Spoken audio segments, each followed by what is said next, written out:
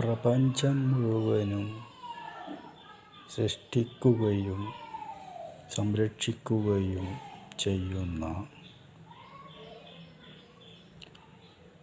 ദൈവത്തിന് സ്വർണത്തിൻ്റെ ആവശ്യമില്ല. അത് ആവശ്യം മനുഷ്യർക്കാണ്.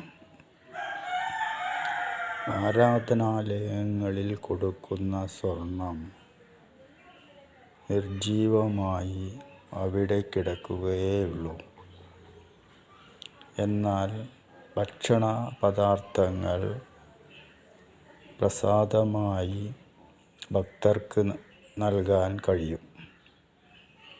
അതുകൊണ്ട് സമ്പന്നന്മാർ ഇനിയെങ്കിലും സ്വർണം ആരാധനാലയങ്ങളിൽ കൊടുക്കാതിരിക്കുക.